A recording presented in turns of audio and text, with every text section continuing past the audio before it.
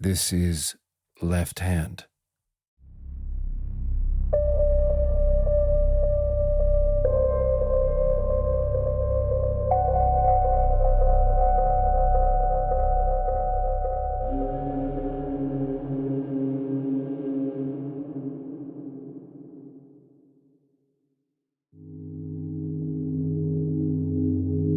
Hey everybody, thanks for tuning back into Left Hand, where philosophy, psychology, and politics converge. You are about to hear my discussion with Timothy Jackson on the work of Gilbert Simondon, and our discussion of Simondon's essay, Form, Information, and Potentials, that is found in Individuation in Light of Notions of Form and Information, translated by our friend Taylor Adkins. It's kind of funny because I forget the full name of the book somewhere in the middle of the episode, but Timothy is right there for the assist. I really hope that you are loving and appreciating the work that is done here on Left Hand. It's a slightly different fare from Acid Horizon, especially insofar as we delve deep into the world of esotericism, mysticism, Gnosticism, in conjunction with a lot of our favorite thinkers in the post-structuralist tradition, and bringing into focus the tensions that exist between the disparate ideas that exist in these general schools of thought, and even talking about things like dreams and the imagination from time to time, like we do in this episode. So many of you have chosen to support this independent venture of mine, and I am very grateful for it. And if you haven't supported yet, please become a member of the Patreon account. But a more immediate and urgent way that you could support is by supporting the Vintagia, I Ching Oracle for Psychogeography and Creative Discovery. If you're a patron and you're hearing this, there are about 48 hours left from the time that I have released this episode, and you will be able to find the link below to support. If you are getting it on the public feed, there are probably just a few hours left, so now is the time to make your pledge and get a copy of Vintagia. In fact, if many of you remember Acephalus, the erotic tarot of George Bataille, we are printing that deck alongside Vintagia, and we have recently committed ourselves to creating a little bit more surplus. And if you support Left Hand or the Vintagia project, well, you'll be one of the first ones to know if, when, and where you can get access to the tarot deck that we created in Bataille's honor. Anyway, enough promo from me. Let's get on to today's discussion with Timothy Jackson. What if the very idea of unity, so central to ancient philosophy, is the illusion we must overcome to truly understand what a self is? Well, this is Left Hand, and I am your host, Sereptie, aka Craig, also the host of the Acid Horizon podcast, and today we are joined by Timothy Jackson, a philosopher working at the crossroads of process metaphysics, individuation theory, archetypal psychology, and the philosophy of technicity. His work draws deeply from figures like Gilbert Simondon, C.G. Jung, Novalis, Guattari, and Plato, and he's among a set of contemporary thinkers attempting to rebuild ontological thinking around relation, transformation, and the idea of emergence. And you may have heard Timothy on our friend's podcast, Machinic Unconscious Happy Hour, where he explored Guattari's chaosmosis. And it's funny because I hadn't listened to Machinic Unconscious Happy Hour maybe in a few weeks. And I'm like, okay, I'll do a Guattari episode. I'm like, wow, Timothy would be an interesting guest to have on at some point. And I think he reached out to me 2 days later. So there's definitely a telepathic connection already established here. And with that said, I'm going to allow Timothy to introduce himself. Welcome, Timothy, to this interview. Hey, thanks, Craig. Thanks very much for having me. Yeah, I reached out to you because I listened to one of your episodes from about a month ago or a bit more, which was the Christian Macmillan episode on Jung. And I've been, yes, as you mentioned, I've been reading and working with Jung, published a few papers on Jung for a long time. And one of my current interests is the Jung-Simondon connection, influence of Jung on Simondon, and also a way of perhaps reading Jung through Simondon and how that might correct some of the issues that some of us might have with Jung. But yeah, you describe me as a philosopher. I do philosophy, I suppose. My background is in science more than in philosophy. So I'm really at least as far as, on paper, I'm an evolutionary biologist, and and I work on the evolution of toxin systems, basically. So like venomous and poisonous critters and everything from the genes that encode the toxins themselves all the way through to the associated anatomy and the ecology. And what's really interesting for me about that is that some of these thinkers that you and I are both really interested in, and that I know a lot of your audience is interested in, quite obviously Simondon, Guattari, Deleuze, the ontology, the kind of process relational ontology, broadly speaking, that these guys articulate is really so fascinatingly close to the sort of ontology that I would derive from a study, a very close study of the empirical realities of evolutionary biology, like not neo-Darwinian evolution, which is kind of hylomorphic in a weird way, which we'll get to, but actually more Darwinian. So more like following on from Darwin directly.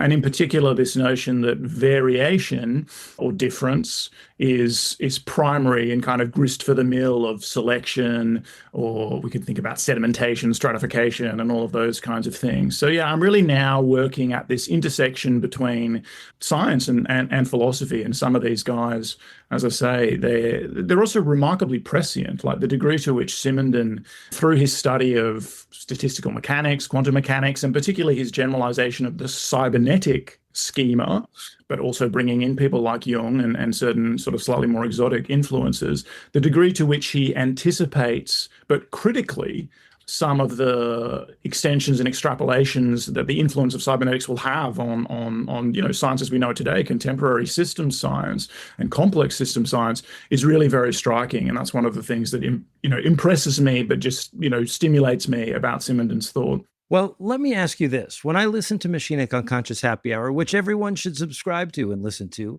you mentioned that you worked with venom. And actually, my brother, he actually studied herpetology. Snakes are a big part of my life. I was born in the year of the snake. This is the year of the snake. There's snakes all around me where I live. We're all snaked up. But I was just curious, as just kind of a fun way to start this off. And I know that Taylor and Cooper, they always ask about folks' philosophical origin stories. Since we deal in the realm of depth psychology and image, I'm curious to, one of two questions, and maybe you can choose both. One is, to what extent does your work with studying snakes or snake venom, evolutionary biology, in what ways do you think perhaps that has impacted your philosophical thinking and your engagement with the particular thinkers in focus here today? And also, has your work with venom and maybe more broadly snakes brought to bear on your imaginative life or your dream life in any interesting ways? Well, yeah, those are big questions. I mean, to respond to the second one, I dream about snakes all the time. And when I used to work more directly with venomous snakes, which I don't do so much anymore now, but I've worked in the zoo industry a lot. I've worked in research facilities where we had our own collections of venomous snakes that we were regularly collecting venom from. I used to dream about getting bitten like all the time, but it never was a bad thing in my dreams. This is the weird thing. It was initially like it was actually something that would immediately put me into a state of lucid dreaming. Basically, every time I would get bitten, I'd be like, hold on, I must be dreaming. I initially have a sort of like, oh my God, I've been bitten by a snake reaction. And then I would transition, and often I'd be able to maintain a lucid state for a long time. So one of the really fascinating things about snakes in the sort of depth psychology and mythological terrain is that they are these they're like symbols of a kind of liminal space. They're like mediators between worlds. And they're also pharmacon, right? So they're both poison and cure in a sense, right? They have a redemptive aspect to them as well as a destructive aspect to them. This is big for Jung. He talks a lot about this in the Red Book, actually. But it pops up in mythology all over the place, from the feathered serpent of like Mesoamerican mythology. Like the feathered serpent is a creature that travels between worlds, right? It's got feathers, so it traverses the heavens like a bird, but it's a serpent, so it's a chthonic deity as well, right? So it goes to the underworld and it goes to the heavens. In the Western, canon, you can think about Hermes and his caduceus, which has two snakes coming up the side of it and wings on top of it. And what is Hermes but the psychopomp, right? He is the one that leads souls between worlds. So there's this image of snakes as mediators, and that just came up in my dream life all the time because it mediated between this like standard form of dreaming, like full immersion in the dream, and a transition into a lucid state of dreaming. So that's one thing, and I've been through Jungian analysis, and I've had like hundreds of hours of Jungian analysis and a lot of dream analysis. And one thing that is joked about in Jungian communities is that there's always a snake dream. At some point, someone will have a snake dream, right? But my snake dreams are very different from other people's snake dreams, isn't it? The plot thickens, as we would say. Well, with your snake dreams and with your real life experience with snakes, how do you think, and venom perhaps, how has that brought to bear on certain insights you may have had to the various thinkers that we work with? Well, I think that to me, they're just profoundly connected because, in a lot of ways, my sort of philosophical awakening, I mentioned on the Machinic Unconscious Happy Hour, I was always a big reader and I was always into philosophy, but I kind of had a more profound philosophical awakening during my PhD, actually. So about, 12, 13 years ago, when I sort of realized that the paradigms I was using to understand the world were insufficient to the complexity of the world, I suppose, So was awakened from my dogmatic slumbers and really just realized that even though I did have a kind of multidisciplinary educational background because I have a degree in musicology and composition as well as my science stuff, I still was like really undereducated in the sense that I didn't know the history of philosophy really well. But I was getting to a point where it became absolutely necessary to go deeply into that history of philosophy because I had really derived my own kind of ontology through the generalization of evolutionary principles, basically. So through studying these systems, obviously through reading a lot of different, evolutionary thinkers, Darwin in particular, but very much not exclusively, I sort of came to this realization that there was something, profoundly general, but it's trivializing in a sense about evolution, like change is always going on, that change is constrained, right? And that's basically evolution. Because evolution, maybe we'll get into this when we talk about unity and individuation and things, but should not be confused with progress with a capital P, right? And a lot of times when you see people, including, Deleuze and Guattari, for example, criticizing evolution, they're talking about this 19th century conception of an evolution, which has a particular kind of telos and a hierarchical conception and all of that. And there are great reasons to problematize that. But that's not really synonymous with evolution with a small e. That's not necessarily how we understand evolution in evolutionary science. But basically, I was getting to this point where I had this generalized evolutionary schema, and it kind of seemed to apply to all these different domains that I was interested in, from, things in psychology and altered states and, a long history of psychedelic experiences and these sorts of things that I was always, like everyone else, trying to understand through various lenses, engagement with Jung, all of this stuff, realizing that there was something very generic here.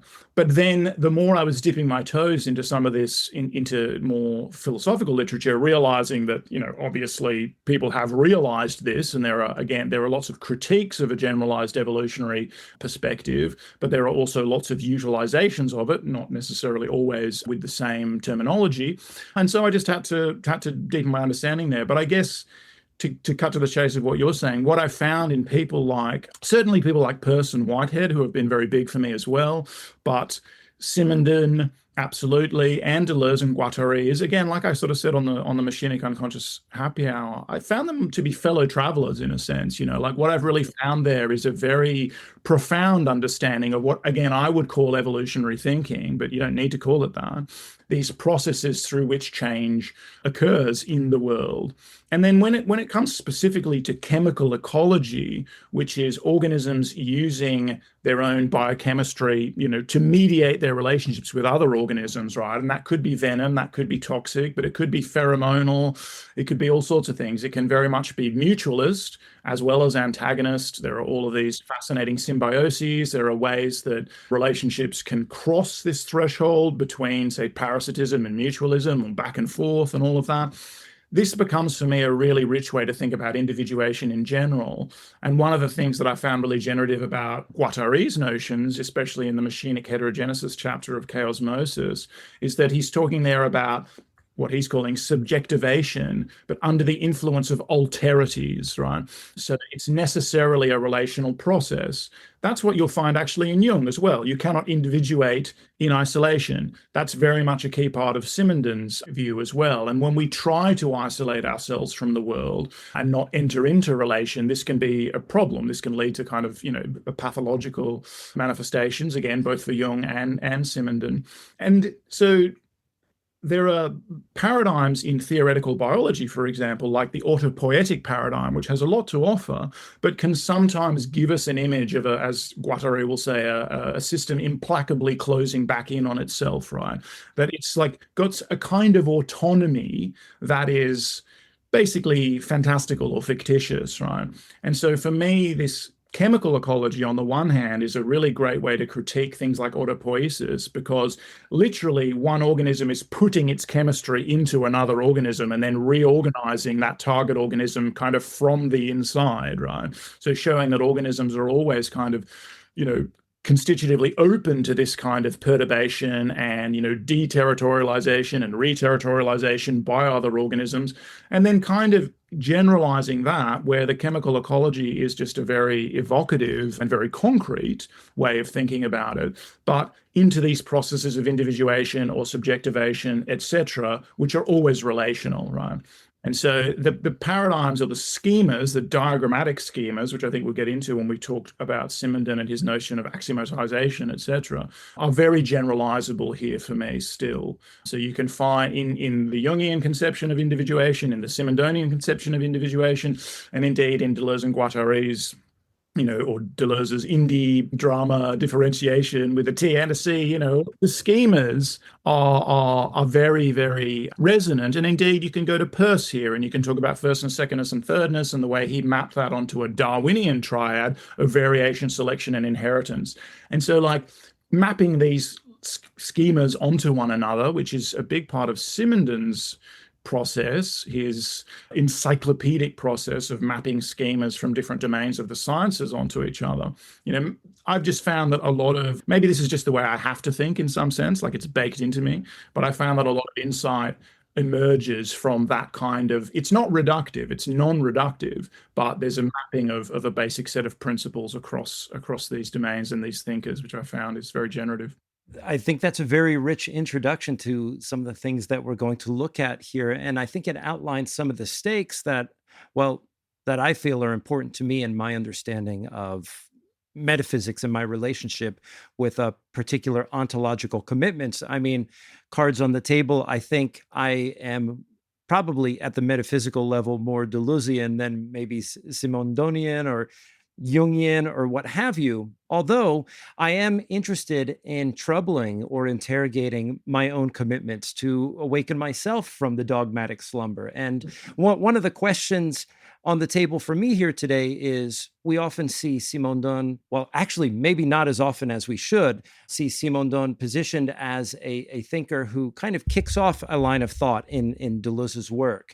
And we can go into that today. But one of the questions that I have is, what does Deleuze fail to take with him away from his engagement with Simondon? Was that to his detriment, that he didn't take a certain piece? What can we recover from Simondon's work that would make our own attempt to cultivate or fabricate a new metaphysical view worthwhile? But with that said, let's go back even further, because one of the things in the crosshairs for us here is what we would call the traditional image of thought, or the dogmatic image of thought, the notion of unity as it was presented to us in the tradition of ancient Greek philosophy, namely Plato, Platonic theory, the theory of forms, which we could also say informs not only the Neoplatonists, but perhaps even Jung himself in the notion of archetypes.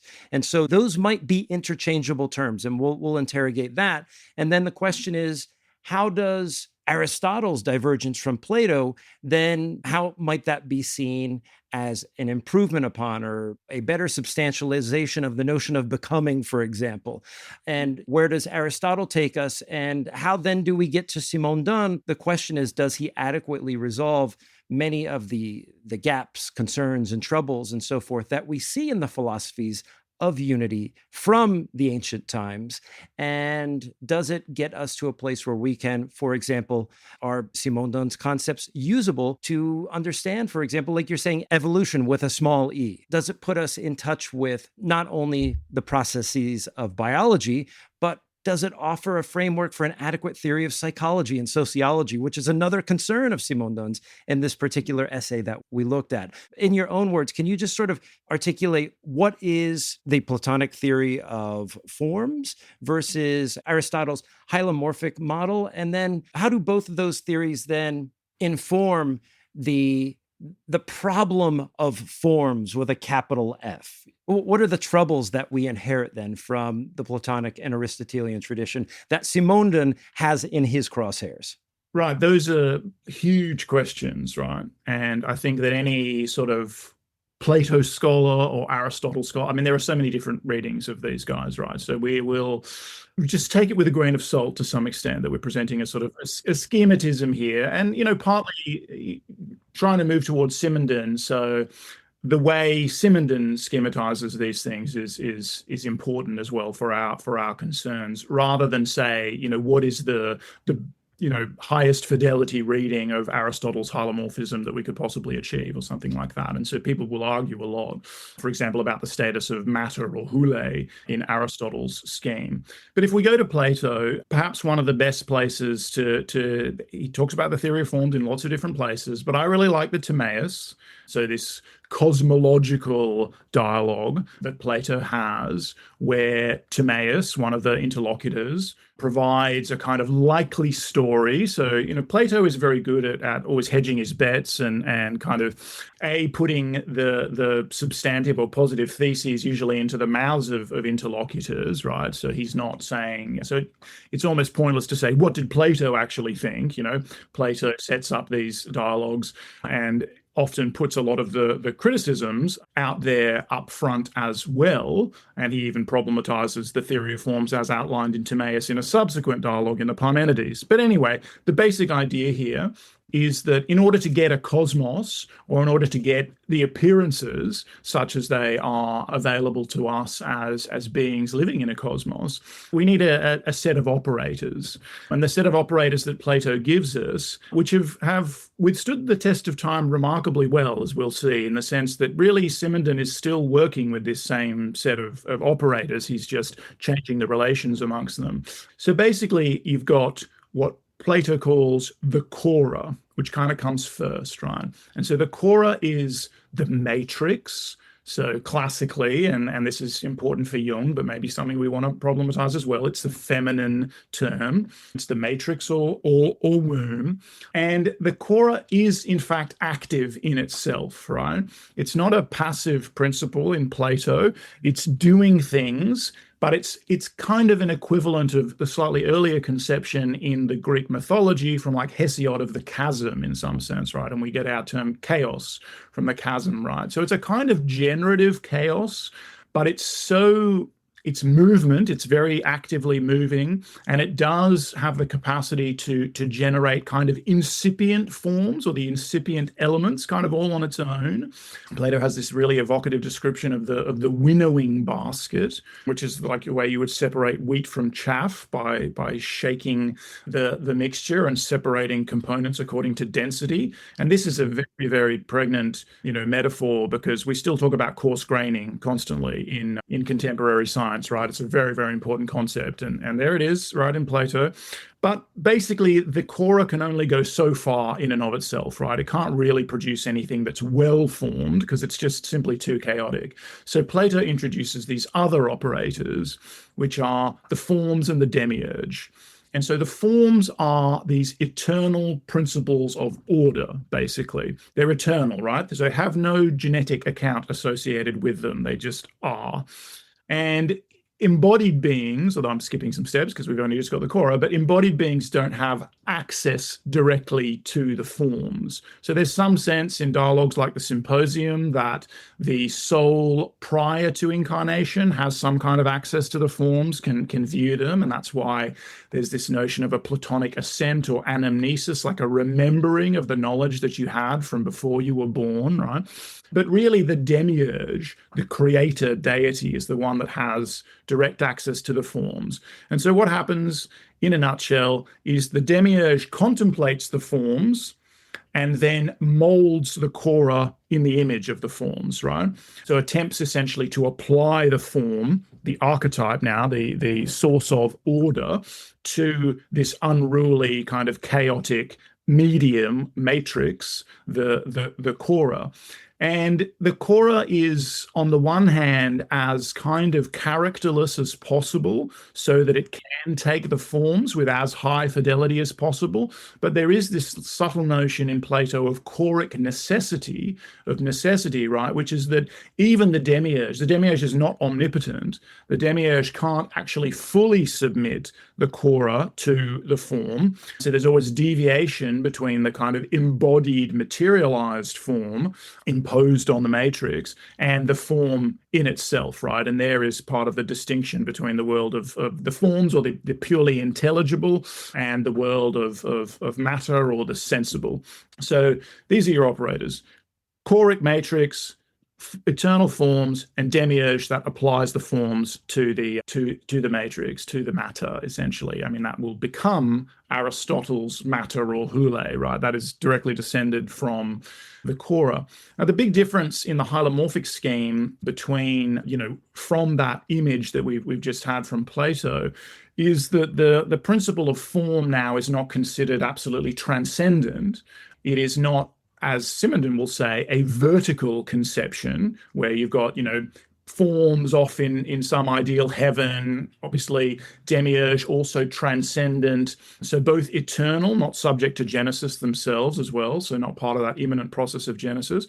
But in Aristotle, you still have these substantial terms of the hule, or matter, and the form that come together in the sunalon, the everything together, which is the formed matter. But the form itself still, even though it's only instantiated in the matter, and so there's this horizontal relationship, they're on the same plane of reality, essentially, but the form itself for Aristotle is still eternal, right? This is still an essentialist doctrine. It's any deviation from the form, say, and people will often say the form of the horse, that you would find in any given individual horse is a so-called accidental deviation from the pure form in and of itself, right? The eternal, essential form. And this is actually what will be inverted, for example, in Darwin, right? Because in Darwin, forms or species are secondary to variations. They're derived from quote unquote accidents, whereas in the Aristotelian or hylomorphic schema, it's the other way around, right? You've got the form and the accidents are just so much noise around it. And so the forms or the essences in Aristotle still have this static aspect to them. They're the results of special creation events. So there isn't really an imminent genesis of the form, but there is this notion of becoming, which is the kind of, ontogenesis of the individual in the image of the form. And so that becoming, which is the achievement or the embodiment, I guess, of the entelechy, the specific telos of the individual, it comes from basically a germ, which has a specific, like the acorn model, which I know James Hillman is also fond of. You've got the form is there in miniature, basically, or in it's preformed in the germ, and then ontogenesis is the achievement or the traversal of that entelechy and the achievement of the final outcome, which is predetermined. So something like Rainer Sherman would still call it a teleocratic perspective, in the sense that the beginning or the end, let's say, is there encoded, is fully present in the beginning. And this is the image again, the substantial difference between form and matter, but also this single entelechy, this single goal, which certainly Simondon will want to problematize about the hylomorphic scheme. And he will say that the problem here really is the substantial distinction between form and matter, which is itself associated with a single entelechy, whereas in fact there are many possible individuations, there are many possible entelechies that a single embodied being has. So that was probably a slightly excessively long discussion of that, but hopefully we hit some of the high points. No, that was great, because now I can refer folks to this when they want to know the difference between Plato's forms and Aristotle's hylomorphic schema. That was an excellent and very rich description.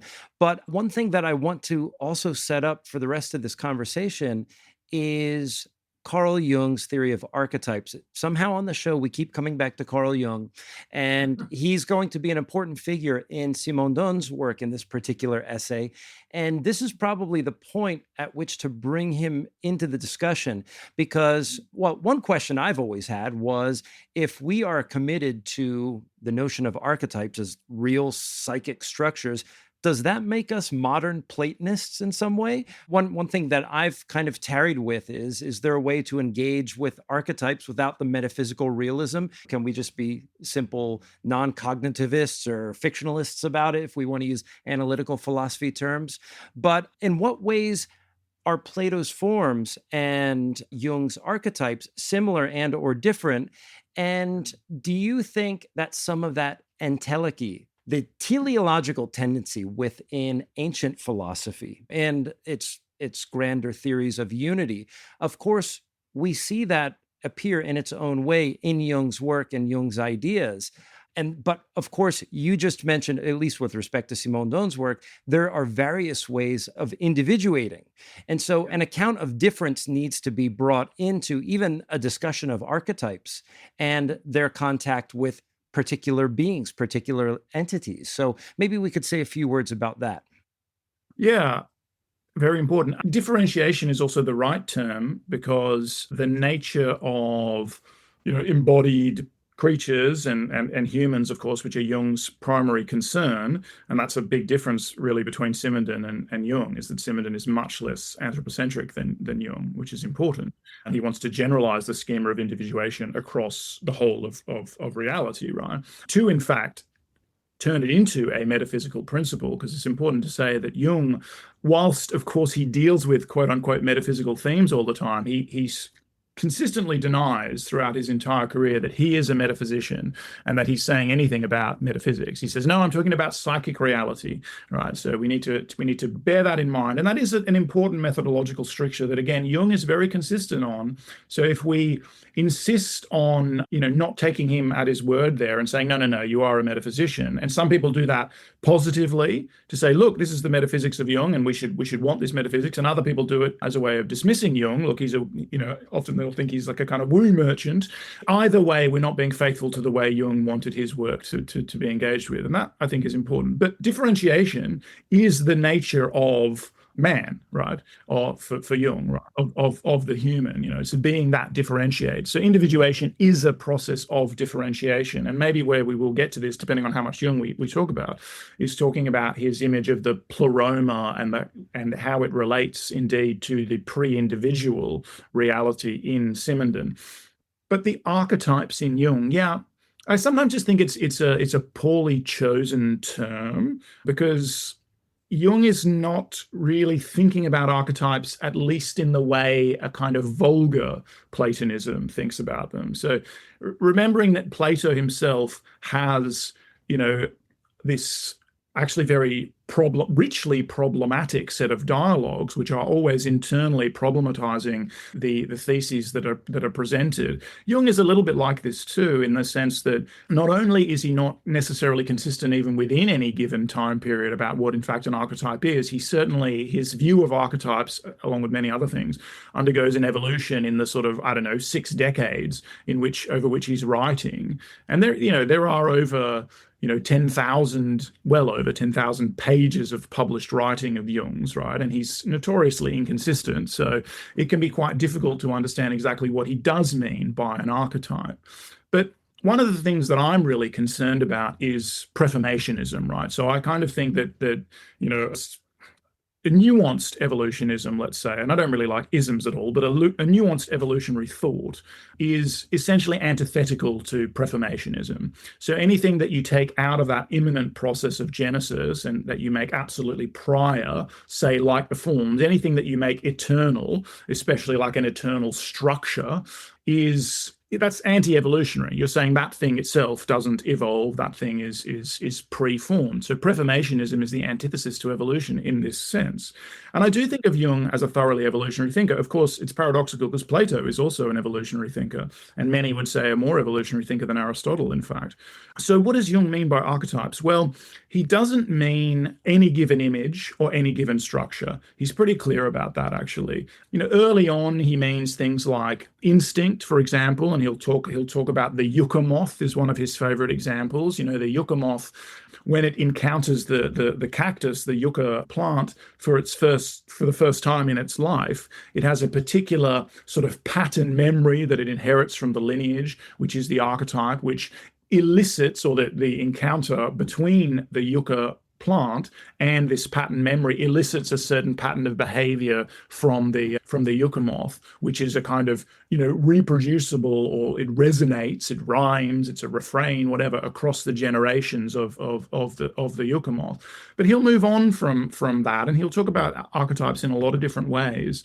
But he's again very clear that, like, any given image, any given narrative, any story or any personage in a story, any personage whatsoever, is not an archetype. It may be archetypal, so it might have characteristics. So that's an adjective, right? So it might share in or resonate with or participate in a particular archetypal pattern, but it is not itself the archetype, because the archetypes they're basically ineffable, right? They're not representable. They're beyond that.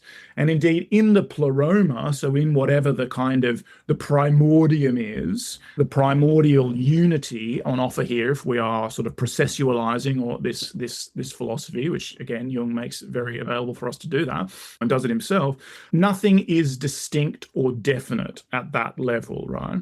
So it's not a simple unity of pure homogeneity, and this is important as well, but it maybe has currents or tensions in it, but it doesn't have definite forms in it. So actualization, which is also, of course, related to differentiation and individuation, that is the process of coming to definiteness. Or incarnation is a process of coming to definiteness. And again, that has Platonic resonances. But of course, Jung does consider himself a Christian thinker, a very heterodox one, but he's often engaging with Christian texts and critically evaluating them. And so the process of incarnation, especially as he figures it in answer to Job, is a process of coming to definiteness. There was a definiteness lacking that was needed, and that is what stimulates the process of incarnation, which again is very resonant with Simondon's notion of individuation. All of that is fascinating. And it seems that it's not just the one thing, but among the many things that Simondon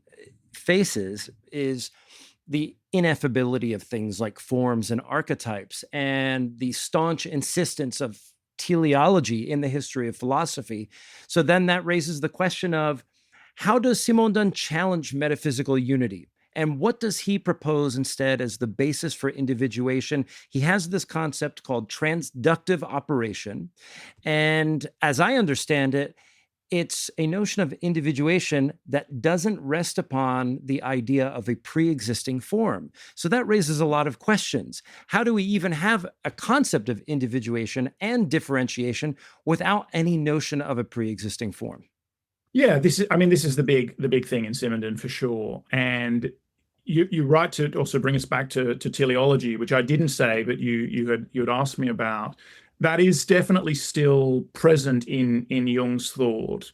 And I'm not against telos, right? I think the thing I'm against is global teloi, let's say, and sort of teloi that are determining or sort of subjugatory. There are lots of goals in in life, right? And they can be very, very straightforward. I have the goal to pick up the glass, that my action there is telic, and I might have longer term goals. But what we do want to problematize is this sense that there's a specific final outcome of a developmental ontogenetic process that is therefore, because it's specific, because it's singular, it's a single entelechy, is present in the germ. And again, I would say that Jung, although he's not consistent, he does sometimes lean into that. He's also very, very critical of that idea. And again, Answer to Job would be a good place to go for seeing his criticisms of final solutions and his very pointed use of that term when he's simultaneously criticizing the Nazis and criticizing the Christian image of revelation, etc. And in fact, he uses the image of crystals very, very, interestingly in his problematization of revelation. But maybe we'll get there. So Simondon, the way that Simondon problematizes unity is pretty consistent. Simondon will use the term unity often, but he will also often say things like more than a unity, right? And so the basic idea here with Simondon is that there is, if we're taking the pre-individual situation, that situation prior to any given individuation event and possibly prior to all individuation. So Simondon will actually talk about an image of a prime mover. Basically, it's like if we have to think in this cosmological register, then here's what the prime mover looks like. This pre-individual primordium is not a unity.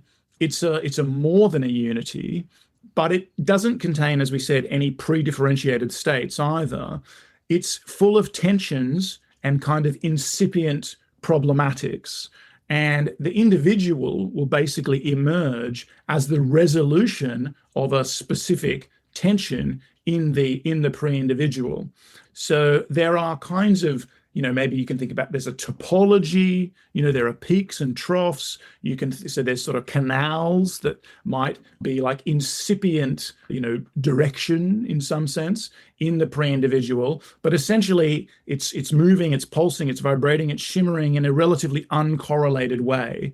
And correlations emerge in a kind of contingent manner, and you get these building up, this build-up of tension, this build-up of a gradient. And it's very important here to go into a lot of Simondon's technical schemas from crystallization through quantum mechanics, through vital individuation, and onto psychic individuation and the need for the trans-individual as a way of resolving these tensions. But you get an incipient, an emergent tension, and an individual evolves as a contingent and sort of provisional solution to that problem. And so the individual then becomes a phase in being. It is an achievement, but it's a phase in being. And it's really the beginnings, in a way, of this transductive series. And the transductive series will be a series of individuation. So this individuation process will go on in a kind of iterative manner, in a sense, right?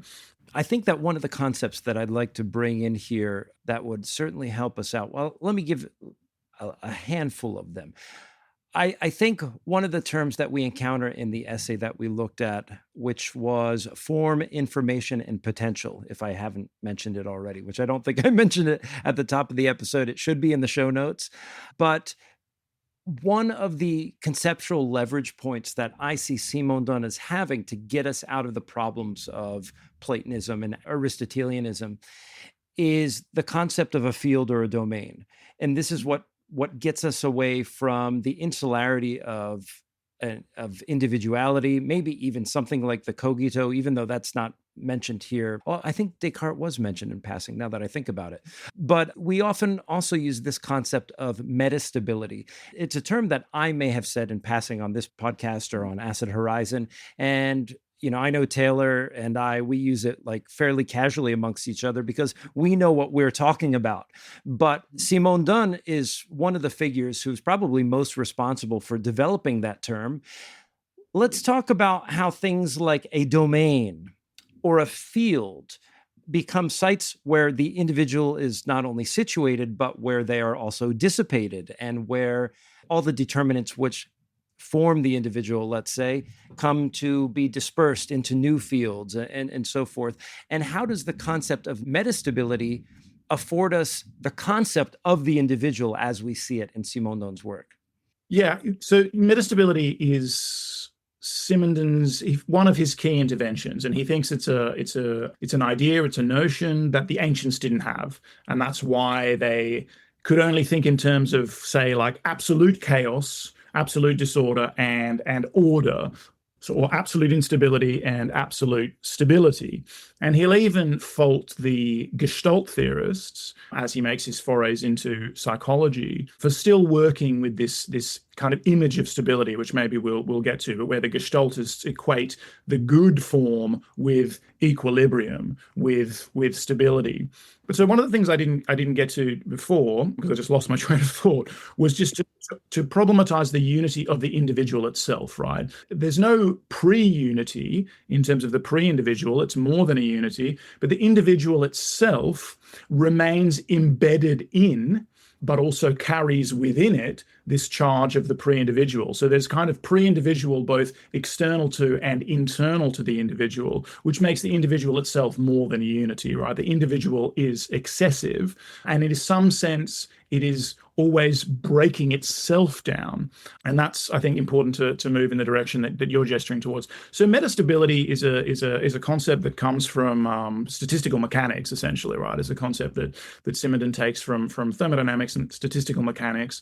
And as opposed to equilibrium, so equilibrium is an image of a final state when all of the work essentially that can be done, but all of the gradients, all of the tensions in a system have dissipated, and now you have basically just uncorrelated movement or maximum entropy. I mean, I'm wary of loading jargon up here because all these terms are rich with resonances and baggage themselves.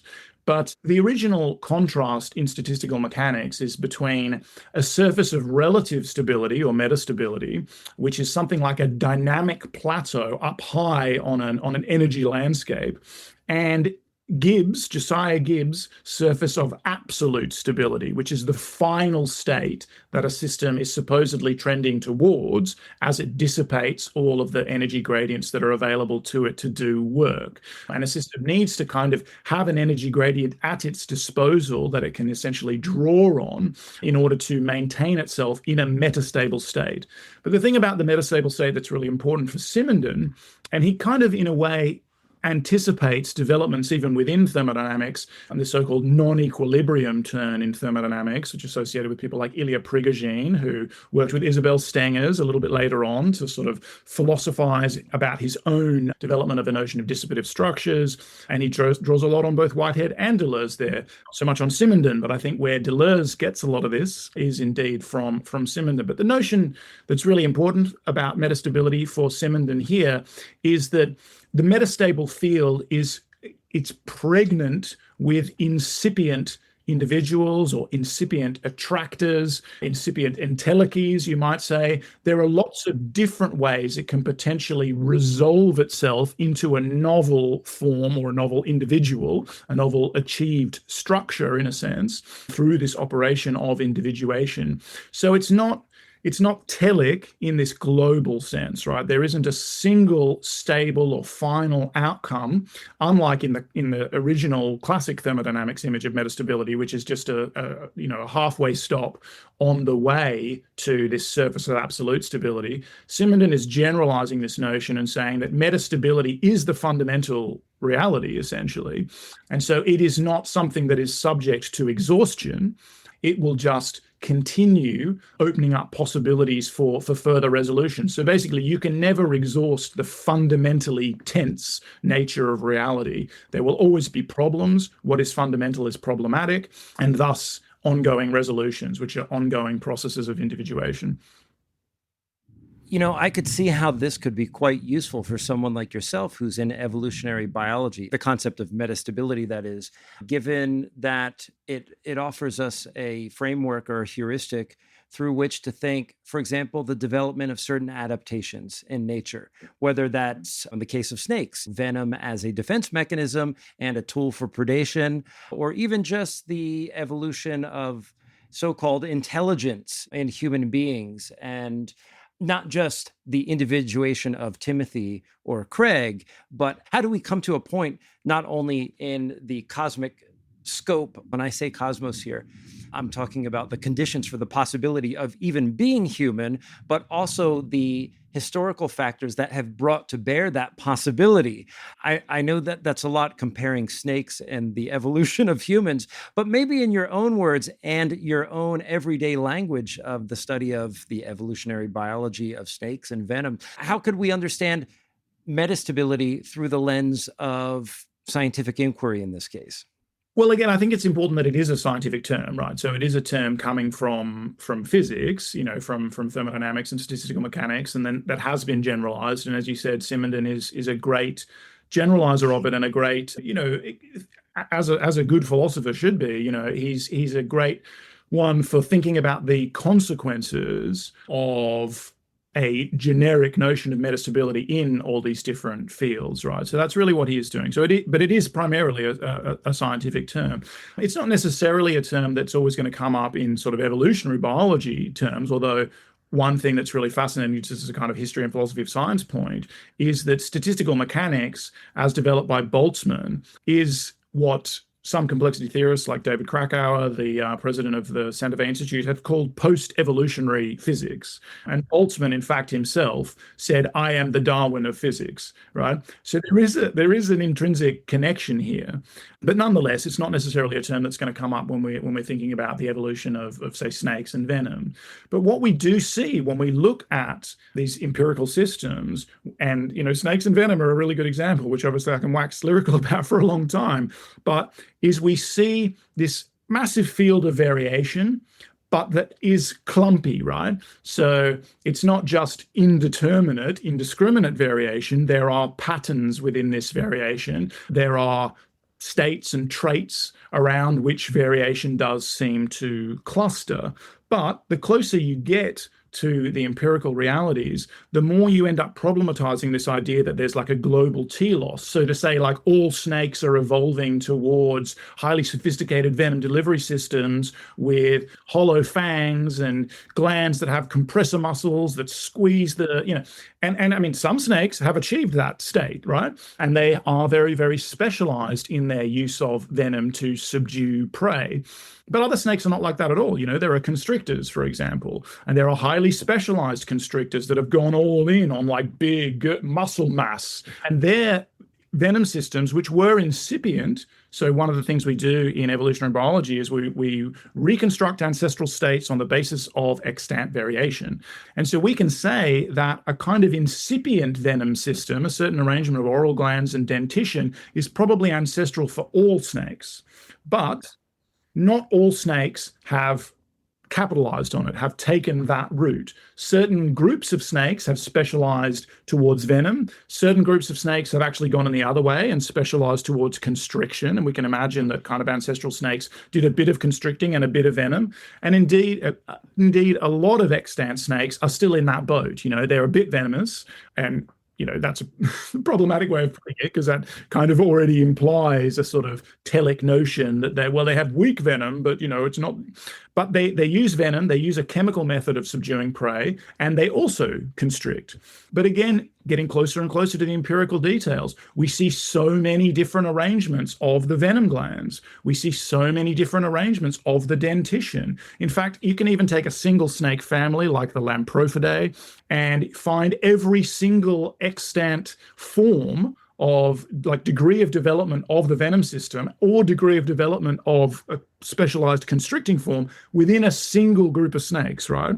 So, I wrote a paper years ago called Endless Forms Most Beautiful, obviously referencing Darwin, but about arrangements of oral glands in snakes, right? And this sounds really esoteric and not necessarily what, Deleuzians and Jungians are necessarily interested in thinking about. But the point is that amongst not only in the kind of ancestral forms that we can infer from a fossil record or from comparative genomics or whatever method we're using, but even amongst the extant species in snakes, the venom system, so called, is present in a huge variety of different, we can say degrees. Again, it's hard to escape some of this language, but a huge number of different arrangements of oral glands, of associated dentition, again, of relative reliance on constriction versus specialization in venom. And we can even see the loss of venom systems in snakes that are descended from species that have extremely highly developed venom systems. So like elapid snakes in Australia with like, hollow fangs, blah, blah, blah, can kill rodents in a minute. Some of them, many of them went into the sea, right? We have sea snakes. Some of them are still highly venomous. In fact, most of them are, although they feed predominantly on fish, right? But some of those snakes switched to feeding on fish eggs. Now, fish eggs are notably quite easy to subdue. We called it defenseless prey. You don't need a highly sophisticated venom system if you're a grazer that is plucking little gelatinous fish eggs off a coral head. And indeed, those sea snakes which specialize in feeding on that defenseless prey, their venom systems are massively atrophied. The glands are very, very small. The fangs are little nubbins. And even the genes that encode the venom products, the toxins, are full of what we think of as like nonsense mutations. They're just drifting, right? They're not under any constraint from positive selection. So they're acquiring mutations that are actually making them basically less potent, at least in laboratory assays. So the point is that evolution goes every which way.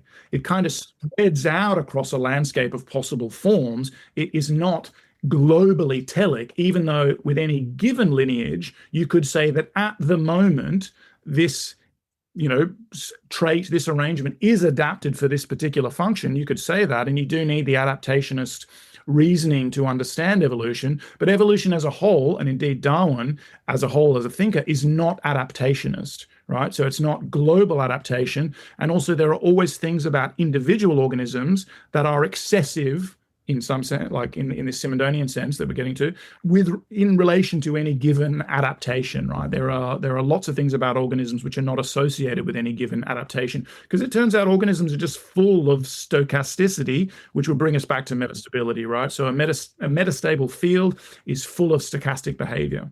I think one of the things that I want to address here is a common ethical concern when talking about evolution. Now, given how invested I am in the work of the post-structuralists and decolonial thought and everything else besides, it's no secret that some of the science that went down in the 19th century, before that, and even up until now, has anthropocentric, racist, phallocentric presuppositions at its base, which has made things like evolutionary biology and evolutionary psychology kind of a pariah in this world of philosophy that we often operate within.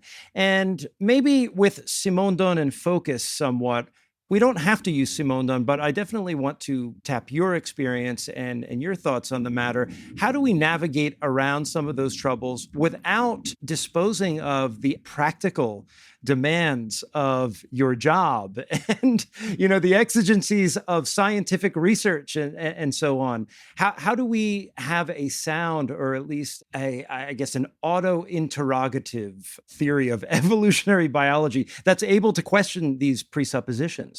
Yeah, no, it's a super important question. And I love that you said auto-interrogative, the notion of immanent critique, right? And I think that that's bang on. I think that that's precisely relevant here, because I do tend to think that all of the bastardizations of evolutionary thought, all of these horrendous misapplications are anti-evolutionary, because they're all based on some essentialist notion of a hierarchy, of a particular telos, of a privileged class. And all of those are not what a study of nature are not what, nature is a problematic term in and of itself, right? Nature with a capital N, Look, I would say, to sort of cut to the chase here, evolution is queer, Evolution is about queering categories, right? So when I was talking about the snakes, we do stipulate things like function class, like venom system, we do need a map. We do need to categorize things, but actually the closer you get to the empirical details in any biological system,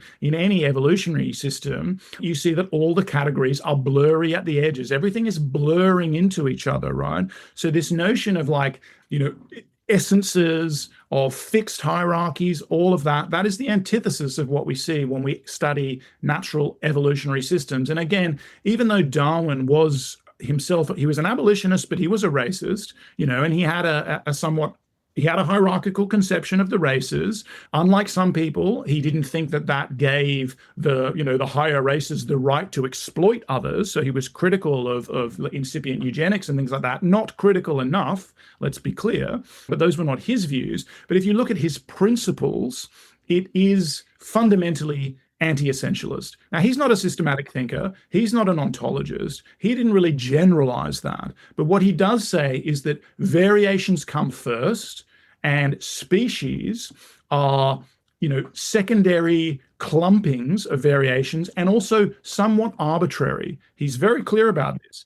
A different system, like one systematist and another one taxonomist and another, will tell you this is a species or this is a variety or whatever. They will disagree about where the joints are in nature. So evolution for me is all about problematizing the idea that there are fixed joints in nature. Now, it's not the opposite.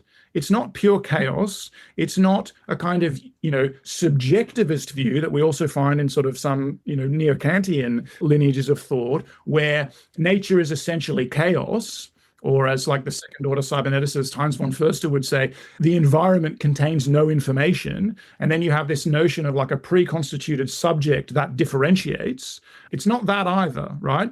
It's somewhere in this complex middle ground that turns out, so it's not anti-realism in that sense. It's not realism with a capital R, like the realism of essences. It's what I call constructive realism. It's something in the difficult middle ground that is very, very hard to think, actually. It seems to be not really intuitive for us, probably because of the, thought forms, dogmatic image of thought, etc., that we have inherited from our cultural lineage. It makes it difficult for us to think in these terms. But that's, again, why a thinker of the metaxu, of the milieu, of the middle, like Simondon, a relational thinker, is so important in this context. But just to be really, really clear, all of those racists, and how do we deal with them? We have to deal with them by engaging with them very directly and critiquing them precisely in this auto-interrogative manner that you've suggested, in terms of evolutionary principles themselves. Those are misunderstandings of the nature of evolution, and they are, of course, motivated misunderstandings.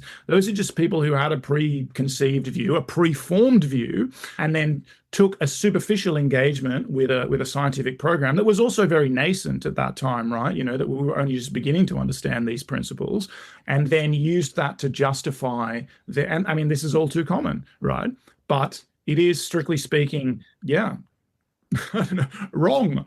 I would like to press on this ethical tangent a little bit because I rarely have the chance to sit down with an evolutionary biologist. But let's actually invert the question. If evolution is queer, and that's a soundbite for the ages, if it's queer in the manner that you're suggesting, what does that suggest for our ethical understanding of individuation, and not simply in a moral or moralistic sense, but maybe in terms of, like, for example, how would you personally apply your own insights into evolutionary biology towards something like individual psychological individuation? Are there any general principles that can be read off? Maybe not in the sort of global sense, but maybe a better question is, what is a sort of pronounced or salient insight that you've had in your own intellectual journey that emboldens a particular ethical view that you have of individuation in general, kind of in the Deleuzian sense? Like what makes us worthy of the event? Given the way that evolution functions at the grand or cosmic scale, what might that mean for us at the individual level? Again, in a very Simondonian register, we could say that in order to differentiate, there must be a prior difference in some sense, right? So it takes difference to differentiate. It takes disparity or disparation in Simondonian terms in order to differentiate. And this is a notion of what we call evolvability and the evolution of evolvability in contemporary evolutionary science, right? So the capacity of a system to acquire difference and to maintain it within itself is correlated with its capacity to be many different things, essentially, right? So there are all of these, again, stochastic processes in organisms. Of course, there's mutation itself, but there's stochastic gene expression. There is Brownian motion of molecules. There's stochastic behavior. I always use the example of waving my hands around like an idiot when I talk, like I gesticulate a lot. This is essentially a form of stochastic behavior. There's spontaneous brain activity, right? There's all this spontaneity in both the cryptic and manifest, obvious behavior of organisms. So behavior inside and outside organisms is going in lots of different directions simultaneously. The organism is more than a unity. And this is grist for the mill of selection. This is kind of what enables us to be worthy of the event in a sense, because when something happens in the external world, it's via a resonance between that external event and some difference that we have already accumulated inside ourselves, that the novel individual, the being what we need to be right now, is elicited from us based on this capacity that we have for kind of ongoing open-ended change, because we are these metastable systems, right? So again, our intrinsic variability is what gives us the capacity to be plastic, right? So that we can be lots of different things. What that doesn't tell us, there isn't any built-in normativity here. That's not going to tell you what you need to be right now. It's going to say you have this capacity to be a lot of different things. So also don't kind of, subject yourself to absolute norms in some sense, because you can, maintain this open possibility of being different things, but it doesn't come with it. This is, I think, one of the critiques people have of Deleuze and Guattari, actually. Like, they have this ontology of a kind of open-ended ongoing change, and we should get to, the importance of dissolution of the old structure in facilitating the achievement of a novel structure. But they don't, they do and they don't tell us what we should be like, and they can't impose an end goal. They can't impose an absolute norm, because that would get in the way of heterogenesis, right? The norm for them, in some sense, is be as metastable, be as plastic as you can be. And I want to highlight a resonance with Jung here, because I think people don't read Jung's writings on psychotherapy enough. They sometimes forget that Jung's whole shtick is coming from his experience as a clinician. And Jung thinks that that a clinician, say, but you can generalize this, a psychotherapist needs to be as differentiated as possible. So needs to kind of acquire a lot of differentiation from the world through like a study of history and immersion into lots of different lived experiences and all of that, so that when they're actually meeting the unique and irreducible individual right in front of them, they can basically engage in a kind of Eckhart-ian process of emptying, so that no specific differentiation, no specific form, no specific system is between them, is mediating their interaction with the patient, but they are as open as possible, such that all of that differentiation they've acquired, like any subset of that, can be elicited by what the patient says, so they can be what the patient needs to be for them right now. And there is an ethics in that. There's an ethics of depth psychology, which is related, articulated by Erich Neumann, and Jung wrote the preface to Neumann's book, Depth Psychology and a New Ethic, I think it's called. And that's about how, of course, we must look within ourselves, engage with our shadow so that we don't engage in shadow projection, all of that classic Jungian shtick, in order to be more ethical. But I think this key aspect of becoming evolvable, becoming plastic, but then not trying to, curtail that process through the imposition of a preformed norm, is part of what's going on here. That even relates to Deleuze and jurisprudence versus the moral law and all of that, right? Alongside Simondon's predilection towards differentiation as a process of individuation, there's this fascinating concept that we come across in this essay that I can't remember seeing the first time that I looked at this material, which is de-differentiation and disadaptation. And Simondon uses a fascinating example of the development of certain feeding habits in a particular controlled context, the feeding habits of infants, that is, with respect to the regularity of their feedings and maybe these sort of attendant behaviors that change along this sort of quasi-developmental timeline that is infancy. I say quasi-developmental timeline. It is a developmental timeline in some sense, but one of the challenging things is maybe the reason that I say quasi is not to reduce it to a very specific teleological understanding and to show, for example, how certain environmental determinants can bring to bear on any given specific individuation. But what I like about this concept, and it made me think of a recent episode that we did with Bob Langan. It was actually in our reading group on the anti-Oedipus files for Acid Horizon when we talked about Jung's concept of the libido and how Jung resituates the Oedipus complex in his broader framework in the emergence of symbolic thinking as we experience it, and the importance of what Jung sees as a regression to a non-Oedipal state back to an Oedipal state that brings us to the threshold of our development where then we are fully, I guess, inaugurated into the world of symbols, whether it's in adolescence with the love for our mother and so forth. We talk about that at length in that reading group on the concept of the libido. But I was wondering if that would be an adequate application of this concept of de-differentiation. But anyway, I just was curious as to whether or not that would be a good application of Simondon's concept with respect to Jung's understanding of the libido, that there comes a time in our development as children where we relinquish the Oedipal process for a time, go back into a primordial non-Oedipal state, and then it gets reactivated again.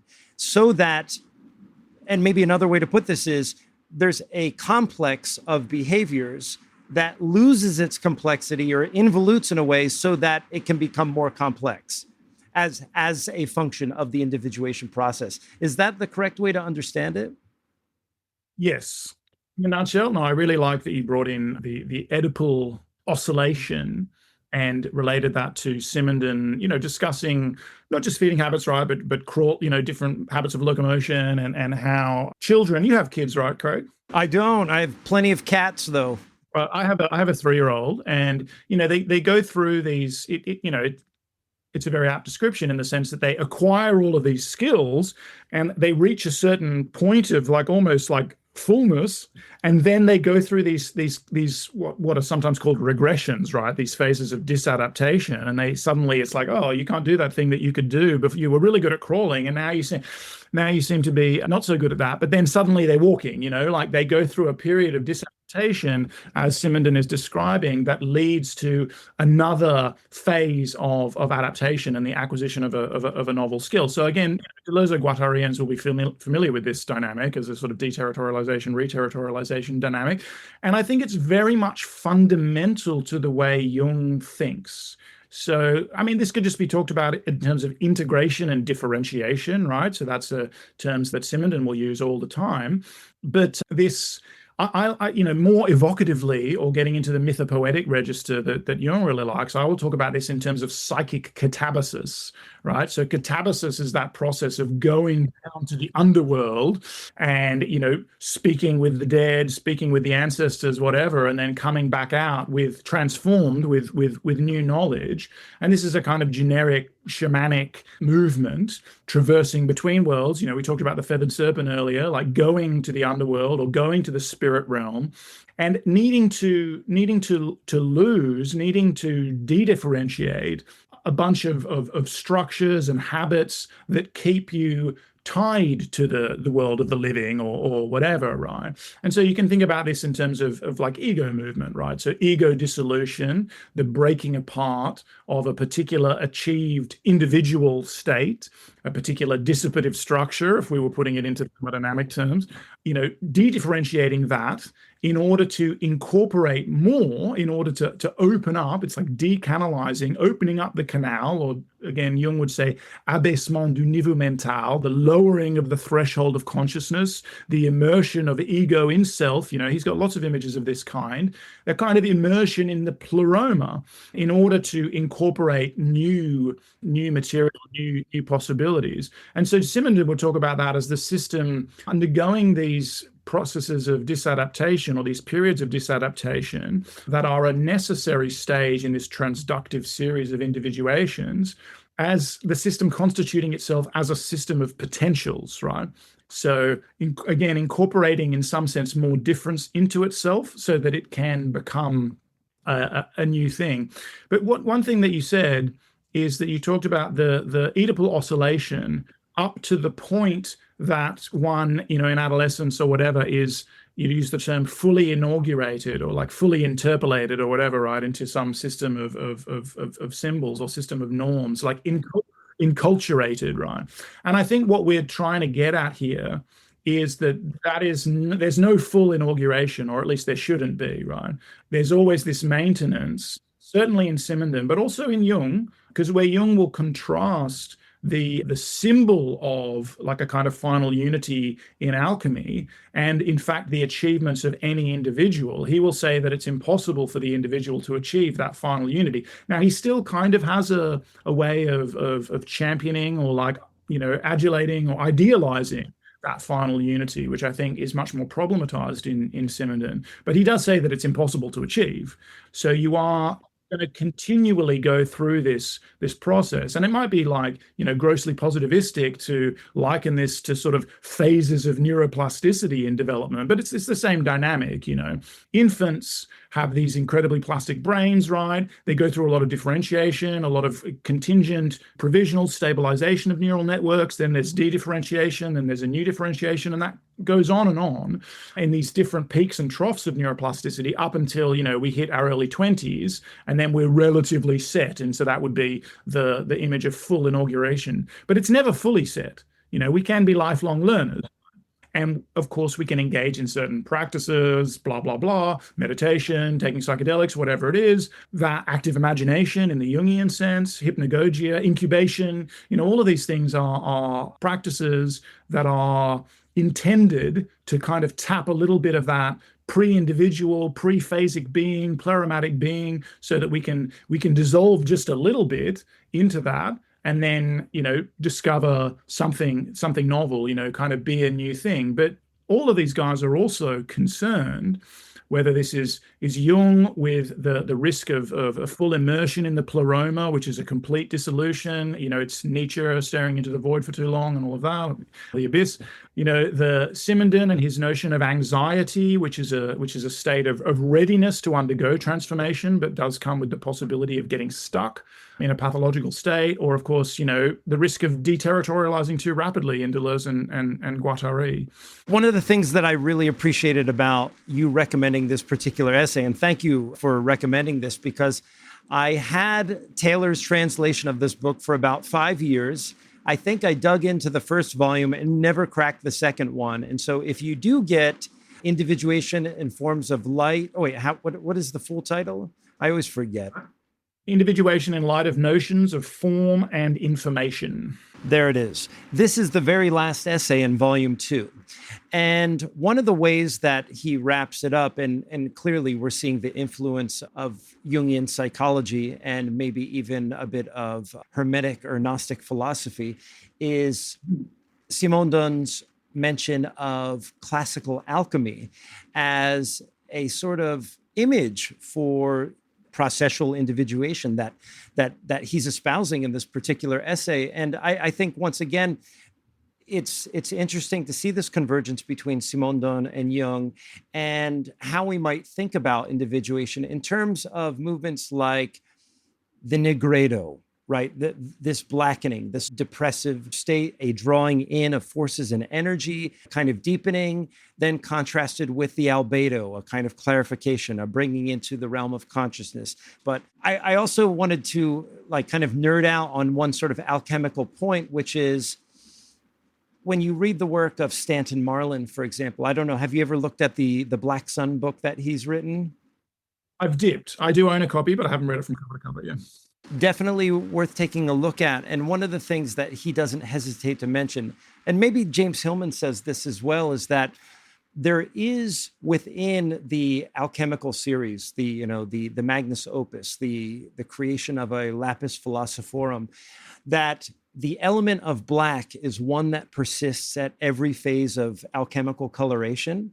And I've often thought of that as a kind of metaphor for an incessant differentiation, or at least a kind of residual kernel of differentiation, even within those processes of coalesce that we see within the alchemical process.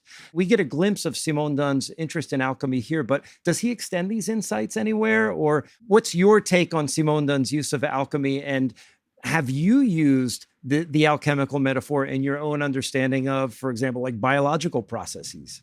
Yeah, no, it's a fascinating series of reflections. So I think it's really significant where this reference to alchemy and Jung drops, right? So it's the basically the last two paragraphs of this talk form information and potential. So this is a talk, like an essay, but a talk that is given in 1960, so 2 years after the completion of the big Individuation book, which is his primary PhD thesis, to a panel of, well, it's followed by a panel discussion with some of the really heavy-hitting philosophers of the previous generation. So Paul Ricoeur is there, Jean is there, and there is a translation available of the ensuing dialogue as well. And Jung doesn't get mentioned in that, but it's really fascinating to hear Simondon just say things like to Ricoeur, we just have different postulates, like your view does not apply to mine, your kind of structuralist view, essentially. It's worth reading. But basically, this talk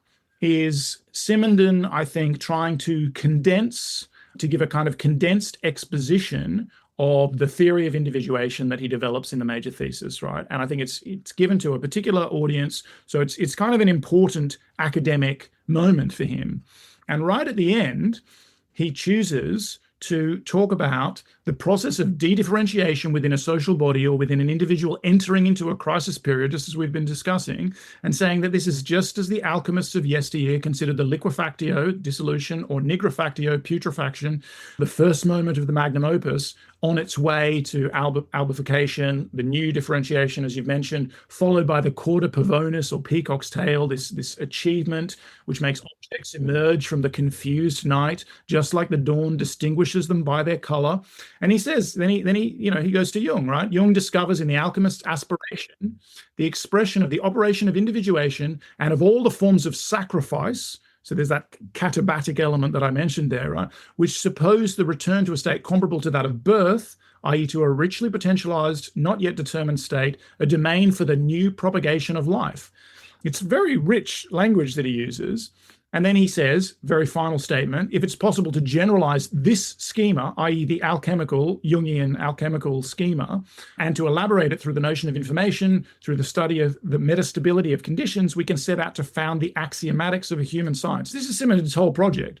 So he's basically saying that my project is a generalization and elaboration of this alchemical schema, this Jungian alchemical schema, with the addition of some stuff from more contemporary science, metastability and information theory. So I think that's very significant. And I think that this is throughout Simondon's work, right? He doesn't talk about it all the time, but I think it is an undergirding principle. And again, we can talk about, I love what you said about the Stanton Marlin persistence of black, this ongoing, never-ending series of individuations. But also, Simondon will use the term integration and differentiation all the time, which is a sort of standard complex systems way of thinking about this stuff now. But that's solve, well, it's the other way around, but it's solve et coagula. Like coagula is integration, solve is differentiation or dissolution, right? So solve et coagula is again this generalized alchemical schema. And so for me, this can really bring us together with what is this notion of the founding the axiomatics of a human science on a new theory of form that Simondon is talking about. And it's like, aren't we problematizing unity here? And then it seems like he's going for some kind of theoretical unity.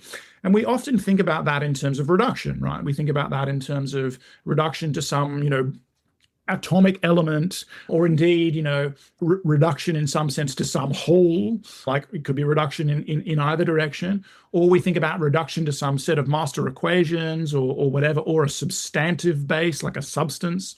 And Simondon's very clear that that's not at all what he's talking about here. This is not the kind of theoretical or theoretical unification or axiomatization of the human sciences that he's talking about.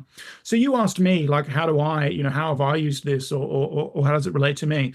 Well, to me, it's all about this deriving of, I don't even know if deriving of is the term I want to use, but it's all about this diagrammatic schema that appears to be generic, that describes how processes of change occur in all different domains of science and indeed of human, lived experience and reality. Again, not to reduce anything to an atomic element or a substantive base, not in this, again, not in this grossly reductionist, and especially not in terms of eliminative reduction, because there is an absolute valuation of particularity here, of the particular. And again, that's something that would carry across from Jung to Simondon, and of course to Deleuze and onwards. But it is trying to understand the genesis of particulars, or this individuation process. It's in a sense the genesis of particulars based on particularities, based on the existence of particulars. So it's interestingly loopy in that sense, but trying to understand that across all of these domains. And so because I do have, diverse interests, and you've asked me a number of times, a big question for me is like, how can I apply whatever I've learned from studying, the evolution of toxin encoding genes to my interest in, say, the history of music, or indeed the other way around, because, I studied musicology for many years. How does my study of that relate to and illuminate my understanding of chemical ecology and evolutionary processes in nature? And to me, there is a kind of univocity of being, in a sense, available here. But again, it's not reductive. It's not in terms of a substantial reduction, but it is in terms of a basic diagrammatic schema of change. And so I do like, again, the Persian triad there,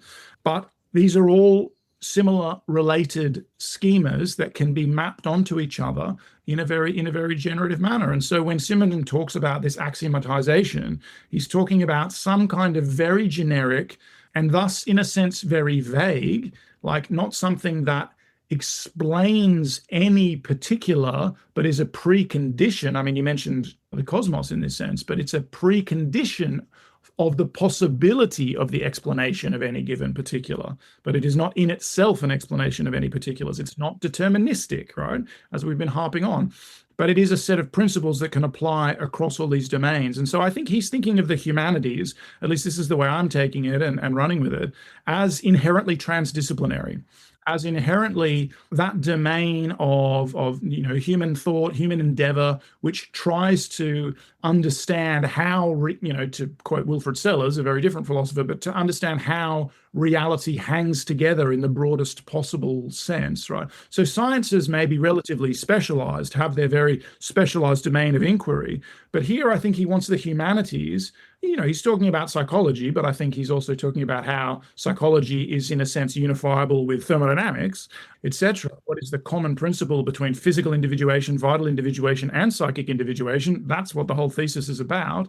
He's looking for that diagrammatic schema, which enables us to basically to appreciate the kind of togetherness that characterizes the world in which we live, without, again, being any kind of determinism, whether that's a prefirmations determinism or a relational determinism, because there are relational determinisms too, of course.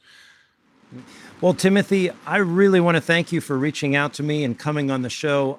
I feel like I could go for another hour or two, but given the torrential rains that we're experiencing here right now, I don't think I have it in me, and I'm probably going to have to rush back into our little house.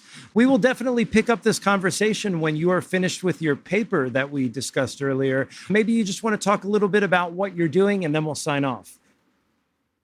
Yeah, thanks, Craig. I look forward to part two, and maybe we can go into some of the specific textual analysis of Jung and Simondon and how the one can illuminate the other when we do that. So yeah, I'm working on far too many things. So there's always a bunch of kind of core venom and chemical ecology related work.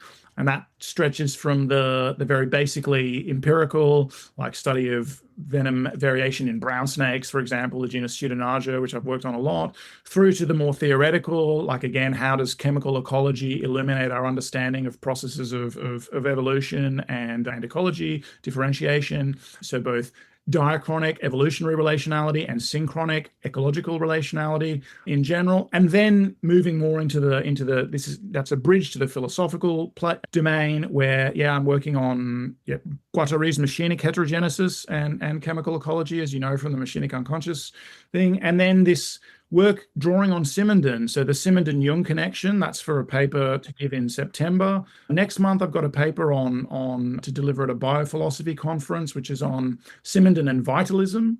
And like a bunch of related stuff. There's a whole bunch of pharmacology stuff in the middle there as well, because the course that I've been teaching for years is called The Human Relationship with Drugs. And that's understanding human drug use through precisely these lenses. I mean, through the lens of chemical ecology, but also using a Simondonian understanding of technicity and tool use to understand both human and non-human relationships with bioactive molecules. And so the hope is that all this stuff comes together at in some way, in some either, obviously there are many papers here, but some book project perhaps. Part of that is also a focus on the transdisciplinary humanities. So I'm working with people at California Institute of Integral Studies, maybe on a course on transdisciplinary humanities. So there's many things coming together. Oh, do you know Jeremy Johnson or Jack Bagby? I don't know them well. I know of them. Matt Siegel is my main CIIS guy, the Whiteheadian philosopher there. Matt's a very, very close friend. And Jack is presenting actually at this biophilosophy conference next month, which is a co-organized by CIIS and another institute. And I know of Jeremy Johnson's work. I think he's done a lot of work on Jean Gebser, right? Is that who I'm thinking of? Yeah. I know of his work, but I don't know him, yeah. Jack is basically my next door neighbor. Well, not very next door, but a few miles down. And we just did a live show together. And he's been on our show before. And it's just very odd that he's here because he teaches at CIIS remotely. Oh. Yeah, but it's nice to have one of our own in my hometown here. But anyway, like I said, it was fascinating to talk with you, and we'll definitely get back together sometime in the near future. Fantastic, mate. Looking forward to it. It's a great pleasure.